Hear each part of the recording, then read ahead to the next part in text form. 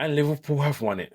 Liverpool have won 3-2 away to Newcastle in a performance that won't be one that goes down for the ages in terms of us having a great performance, but it will go down as a great performance, as a great win, sorry, because of how it ended and because of the circumstances it ended in. So, for those of you who are new to the show, welcome to the Armchair Pundits. This is the Liverpool post-match review show. I am James. Thanks for watching. Don't forget to like, don't forget to subscribe, and to hit that notification button because you will hopefully enjoy this and you will subscribe and continue watching what you have seen today. But I will continue because Liverpool have won. Liverpool have gone to Newcastle and won 3-2.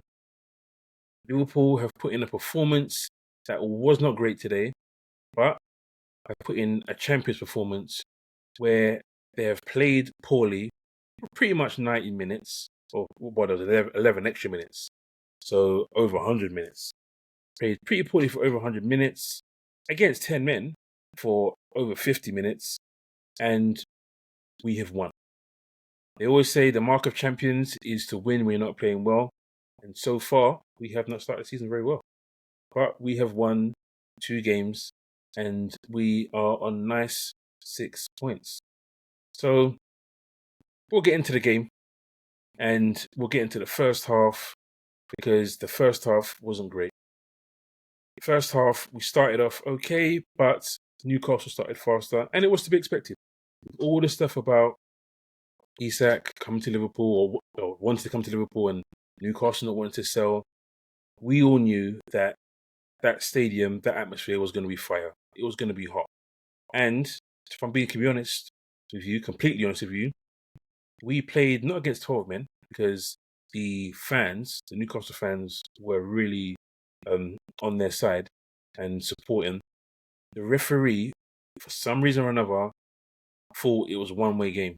And time after time, he was giving them free kicks. It's almost like he was trying to build pressure. It's almost like if you watch cricket, you see them bowling a certain way just to build pressure, and then they'll change something, and then bang, there's a wicket.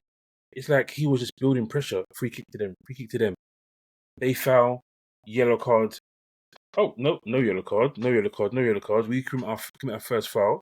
Admittedly, Gravenberch's foul wasn't a great tackle, but they had 2 or 3 more worse tackles, before Gravenberch had a tackle, and nothing came of it. And I'll be completely honest, I'll probably touch on it later, but I think that is possibly what caused the red card that they got, because they almost felt like they were going to get away with any fouls they did. But I digress. We'll get to that later. Liverpool didn't start very well. When you look at the stats for today's game, the stats didn't read well in our favour, if I'm being completely honest. We did not control the game very well. I look at the first half stats that you can see in front of you here. Newcastle had 46% possession. We had 54. Expected goals, we had 0.58. They had 0.58. We had 0.07, which basically is nothing. Total shots, they had 6 shots, 1 on target. We had 2 shots, and both on target. Big chances, they had 2, we had 1. Big chances missed, they had 2. We missed our 1 big chance. And as you can see, accurate passes, 77% for both of us. So the passing was not there. I've said it before, and I'll say it again. Whenever we don't have McAllister, aka Mac 10, we do not know how to control football matches. Our midfield does not know how to control games when we don't have him. We just give the ball away easily. Defenders will keep the ball. Midfielders, Jones, because Jones is well known. It's very rare for Jones not to get 95% pass completion. But it's what he does with the ball and how long he takes with the ball. He holds onto it too long, which means a lot of passing angles change and go. They don't get quick possession. But with McAllister, he passes through the lines quicker. He knows when to hold the ball. He knows when to receive it. He knows when to slow the game down. And when he's not playing, we miss that. And we definitely missed that. I mean, the first half, as you've seen with the stats, they weren't great reading for us. And a portion of that time, they were down to 10 men. Because it was pretty much injury time, 43 minutes plus 3, when Gordon got sent off, and rightly so. That was a horrific tackle. as you can see from the picture, that is Van Dijk's leg. You can see that horrible tackle, absolutely horrible tackle, and deserved the red. I don't even know they went to VAR before they gave him the red card. Should have given a red card before he even went to VAR. But thankfully, well, we don't know right now, but thankfully Van Dijk continued and doesn't look like he's had any injuries from that. But it was a shocking challenge, and really happy that Van Dijk was fine after that. But going back into the game, we score after 35 minutes. A strike from Gravenberch. It's going on target, but a slight deflection makes it go inside of the post and gives Nick Pope no chance. And to say it was against the run of play is no lies whatsoever. The credit goes to Newcastle. The pressure, the counter press, everything. They didn't give us any time, any space. They launched it high, they launched it wide, and made everything a battle of second balls. Who's going to win the second balls? If they did launch it and we won a header, invariably they would win the second ball. Or they would have us in a position where we had to build from deep. And didn't press our centre-backs that often, apart from when they got themselves sent off. They let our midfield get it. And we did not know how to handle it. Wirtz, do we have a Wirtz problem? At the moment we do, but at the same time, I'm not one of those that sits there and says, this guy was bought for 116 million, he needs to hit the ground running, this, that and the other. Listen, all because he's bought for that money, yes, your expectations can be raised, but that doesn't change how the football is on the pitch. That doesn't change the fact that he's come from a league where he had more space, more time on the ball, which allowed him to play his style of football. He's now come into a faster league, a stronger league, and he doesn't have the time. And it's going to take a little while for him to adjust. There's times where in Germany he could ride the tackles. There were still fierce tackles, but he expected them. He understood the pace of the game. So there was times where he would get those fouls, he'd ride them, he would nutmeg someone and go through. Whereas now, the tackles are coming so fast, he doesn't see it coming. And sometimes he gets knocked on the floor. We saw it against Semenyo last week. He got barred off the ball. We saw it today where I think Joe Linton, or if it wasn't Joe Linton, it was probably their captain, Guimaraes, or it might have been Tonali. They're used to the physicality, and they knocked him off the ball, and he was asking for a foul. In that kind of game, where at that time, the referee was on their side, we weren't going to get anything. The fans were hot, the stadium was hot, their heads were hot, which is why they were putting silly challenges and harsh challenges everywhere and getting away with it. It's going to take a little while for Wirtz to step up. I mean, you saw the interview. If you didn't see the interview, there's an interview last week with Ekitike, and he said it himself. They said, what is the difference between where you played in the German league for Frankfurt and now playing in Liverpool? What the coach told you that's different? He said, the biggest thing is the speed. I don't have as much space as I had in Germany. I could take one or two more touches and then someone's on me. Now, someone's on him pretty much on his first touch. His first touch has to be good. And thankfully, it is very good. So he hasn't struggled as much. But for Wirtz, we need to learn how to play with him. He needs to adjust to the speed. He needs to build the ball a bit more and in the right areas where he can affect the game. And that goes both ways. That goes to our players, finding him in the right places, and that goes to him as well. When he gets on the ball, doing something with it and doing something in the right areas. But today wasn't his best day. Some are calling for him to get dropped already for the Arsenal game, because obviously it's a massive game. But I'm not sure Slot will. I think Slot will persevere, knowing the talent he has and that he just needs the minutes. But I can't say I was happy with that performance today, that first half. I mean, we go into it 1-0, luckily, and then you sit there and you think, okay, cool. You've had your headache now. You've been in a bit of trouble. Now, second half, come out on top, come out firing, come out fast and do something. Listen, that's exactly what we did. We came out fast, so fast that Slot didn't even see the goal. Slot was still coming up the tunnel when we scored, and there's images of him coming up and his backroom staff are high-fiving him, telling him, "Hey, we just scored," and how we scored. And he's smiling. And I'll be honest, at that stage, I was like, they're down to 10 men. We need to control this game. Whether we've got McAllister or not, we need to control this game. Pass the ball quickly. Move from side to side. If those who can dribble, run at the players. but we didn't. We let them off the hook so much to the point where the second half was so frustrating. Again, you look at the stats of the second half, and the stats don't make great reading. They make decent reading because we had the ball more often. But when you're looking at actual how we've done, they've had 29% possession. We had 71, which is to be expected. Expected goals 0.36 to our 0.62. Shots, they had 4. They had more shots than we did. We had 3.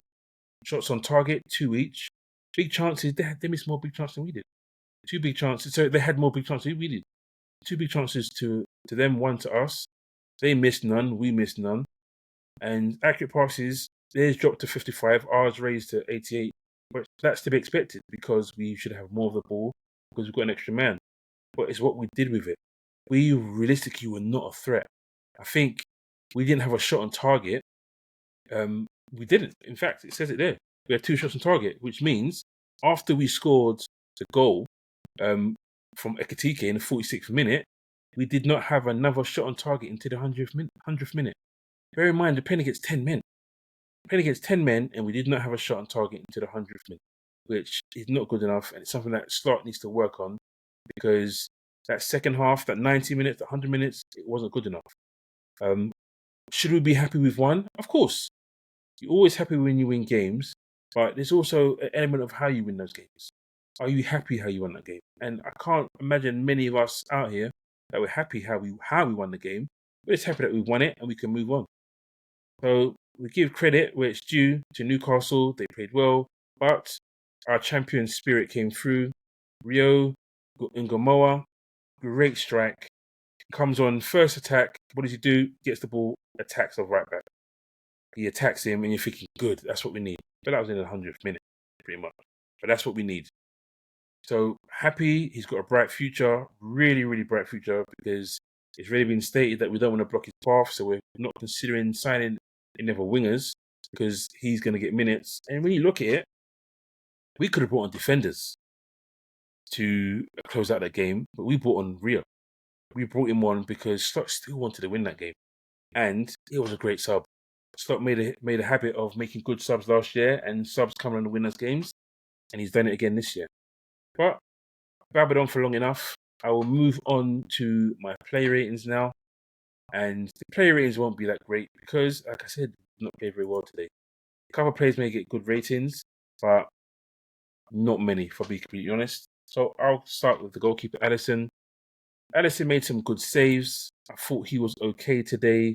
Only made 1 save, really. Should I say he made some good saves? He made 1 save, actually. But he prevented goals was 0.13. Accurate passing 68%, so not the greatest. So I've given him a 6. The save he made was a good one, but he's letting 2 goals today. Not much he could do about either goal, but letting 2 goals. So I'll move on to Szoboszlai, who I thought was actually good today. He's not a right back, and he did a decent job playing right back. And I've given him a 7.5. I was happy with his performance. I thought he did really well for us, and I'm happy. He doesn't get an assist, but that step over, that's an assist. I know Salah gets the assist for it, but that step over should be the assist. And at that point, he was back in his natural position, playing in central midfield. I move on to centre back Konate. Not a good game again for Konate. Silly yellow card he gets, dragging back Gordon. But goal they score. Come on, Konate. One of your biggest strengths is your heading the ball and winning headers, and he misses that header. Yes, he's against Dan Burn, but he's got to win that header. He's got to clear it like he normally does, and he has not had a good start to the season. So I'll be honest, I've given him a 4.5. Listen, I don't know if it's because he's in his last year of his contract. Maybe he wants to stay, want to give him what he wants, so his mind is not fully on it. But you need to wake up, Konate, because we need the Konate of last season. Dominant beast of a centre-back that we know you can be. You need to step up your game, Konate. So Van Dijk, I actually thought he was good today. I've given Van Dijk a 7. Playing with Konate, who's not playing well at the moment, and playing with Kirkes, who is not playing well at the moment, it's a bit tough for him there. Yes, everyone will say he's the leader, he needs to lead the line. Yes, you can do that, but if people are making mistakes, there's only so much you can do. So, yep, I've given him a 7. Okay performance from him, but he can do better, and he will do better. Kirkes, again, not his greatest performance. Wasn't horrible, but it's not the start he wanted. It's not the start he dreamed of. And at this point, you're looking at yourself thinking, should we bring Robbo in against Arsenal just to take Kirkes out of the limelight? But we shall see. I've given him a 5. I wasn't happy with the performance, to be completely honest. I move on to midfield now. Gravenberch, happy to see him back. He gets off a yellow card, but I don't mind that. It's in a decent place to get a yellow card. No issue with that. He gets the goal. First goal for a while for him. Was it deflected? Yes, but it was still going on target, so I don't mind that. Leeds helps our midfield a lot better than it was previously. Helps to shield the midfield a bit better. We weren't as open on the counter-attack as we have been before. It was more a case of long balls that will cause us issues today. Ground duels wasn't great as 29%, wins 2 out of 7. Aerials 1 out of 3, but he was okay today. I'll give him a 7. Jones, quietly okay. Still need to learn how to release the ball. There's times where we're through on goal and you just have to release it quicker. Always want to take an extra touch. Come on, you're old enough now to know when to pass the ball. You're 24 years of age and you're England international. Come on. 89% passing accuracy, which he always does. And then you look at his duels, he did well. Ground duels, 100%, won all of them. Doesn't contest any aerial duels. So statistically, he's had a decent game today. I'm giving him a 7 as well. Florian Wirtz, not a good one. Not a good one for him today. Needs to improve. He was most accurate passer at 96%. 25 out of 26 passes completed. Shots on target has 1 shot on target. Crosses 50% and tackles 1 out of 1. But we didn't buy him for that. We bought him to be our creative master in chief, and he hasn't been. So I'll give him a 5. Get subbed 80th minute. Probably should have got subbed a bit earlier, for me to be honest. But I'm giving him a bly. I think there's more to come from him, and we will see a lot more. I'll move on to Gakpo. 2 assists. It wasn't his greatest game, but with 2 assists, can you really doubt him? I know one of them wasn't a great one, but you have to give him credit. He's got a 7.5. He plays 90 minutes, comes off for Rio. Rio scores the winner. So left side attack did well for us today in general. But I think there's more to come from Gakpo. And I'm looking forward to seeing it. Salah was anonymous for a lot of it. I've given him a 6. Doesn't do much. Gets an assist, which I said it before, the dumb is what makes it. But accurate passing is never great from him. 68%, 17 out of 25 passes. And crosses, he gets the 1 cross. I don't know if they class that goal as a cross, but I see it as more of a long pass. But yeah, for him, a 6.5. He needs to do better. We've had the 3 games from him this season, and we haven't seen the real Salah. But Salah's a numbers merchant as well. He gets himself an assist, and he's only up there. Ekatike. He gets 7.5 as well. Really happy with his performance. He doesn't get my man in the match. Szoboszlai gets my man in the match, but he was close. Played 3 games. He scored 3 goals. As a new striker, what more can you ask for? Let's get us goals. He looks a threat. He holds up the ball well. He links up well. He runs the channels well. And I'm really happy we've signed him. Listen, we could have been playing against him today, and we might have lost that game. So happy he's ours, and really hope we get Isak to be his partner or to dovetail with him on other games. I'll move on to the bench. Conor Bradley comes on in the 80th minute. Isn't great. He gets a 6. Not much more to say about him. First game back for a while. Looked a bit rusty. Gets a silly yellow card, but it's a smart yellow card because they're on the counter. He loses the ball. It allows us to break up the play. Chiesa comes on with him, and 80th minute as well. Not much from him, but I don't mind. He gave us a bit of a threat, gives us a bit of a running threat, but he gets a 6. There's more to come from Chiesa, I'm sure. More to come from him. Then 90th minute, we make 3 subs. Harvey Elliott comes on. He starts the winning goal. Decent little pass out wide. I've given him a 6.5. Not really involved in it. Plays hardly any minutes, if we're completely honest. So I'm not gonna go crazy. I think it's only like 1 minute, 2 minutes he plays. But he has an input. Rio, sorry, he gets the winning goal. So I'm giving him a 7.5 as well. Great finish.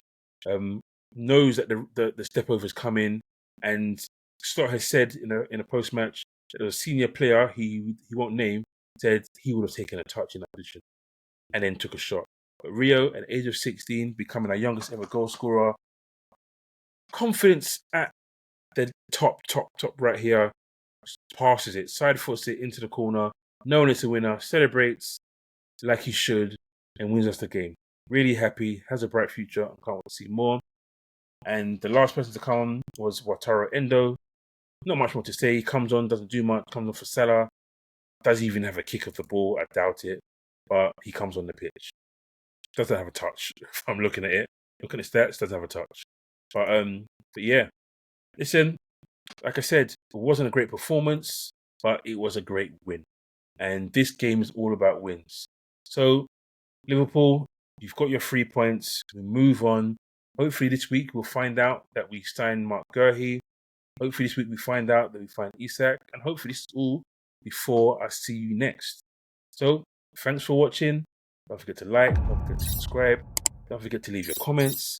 I'm going to put a question in there for you guys. Leave your comments. Say what you thought of the game.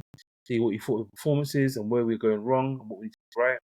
And don't forget to hit that notification button, because there is more stuff. You can see shorts on Instagram. You can see shorts on YouTube. You see stuff on TikTok.